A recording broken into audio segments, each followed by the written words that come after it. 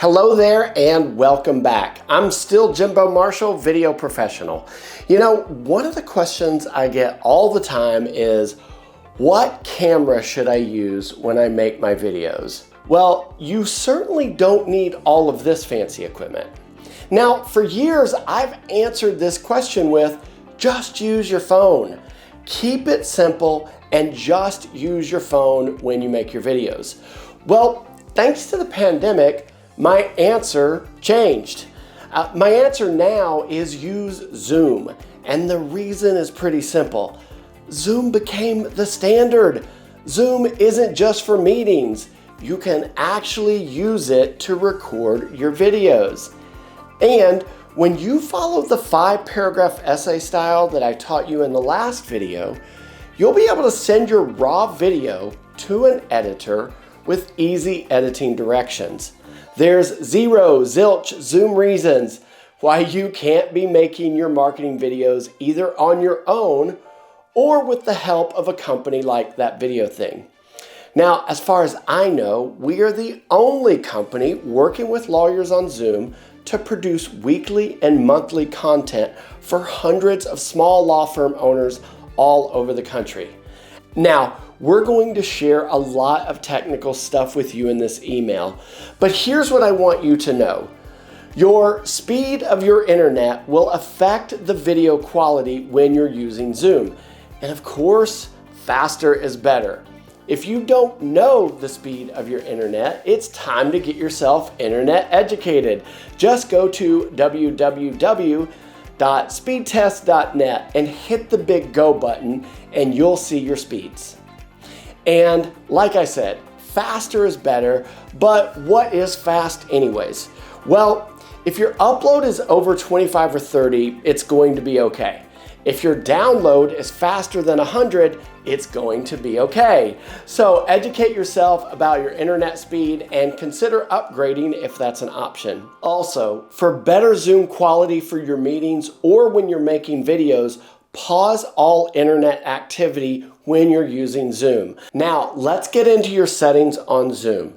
Keep in mind with a program like Zoom, there will be updates, so some of these features might change or be renamed. Check all of the following boxes.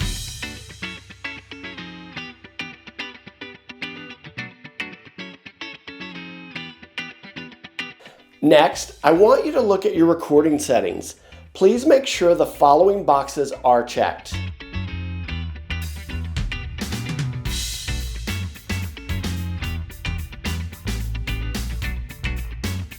And that's it. You are now ready to record your videos on Zoom.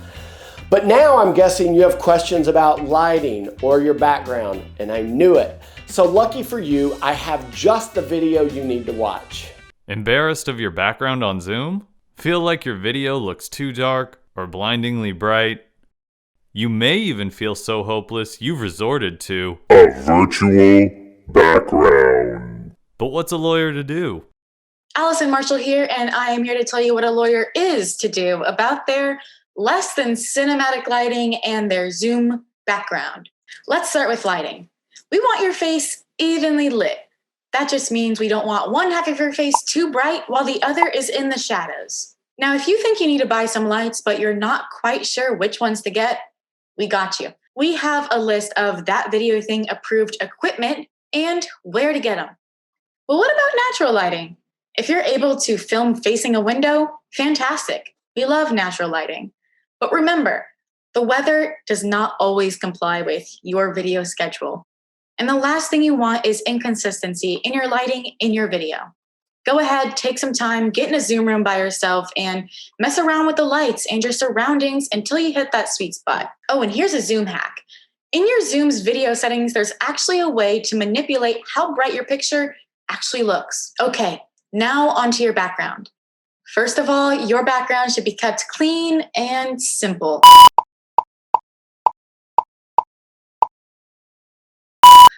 Now that doesn't mean you need to have a barren background for your videos.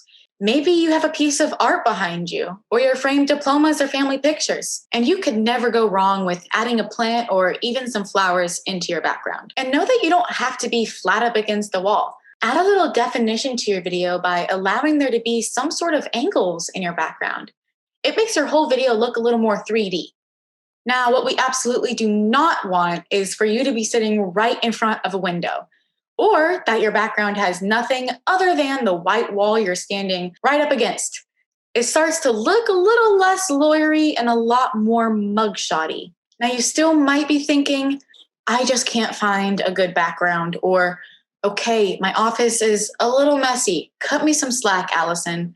I could just use that Zoom virtual background thingy, right? Wrong.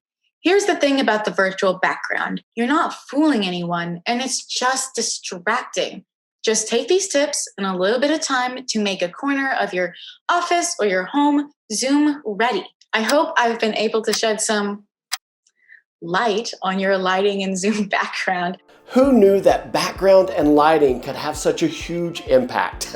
I'm only kidding. I knew. Now, if it seems like you're seeing a lot of our clients in this series, it's because we've produced thousands of videos in the last 12 months alone.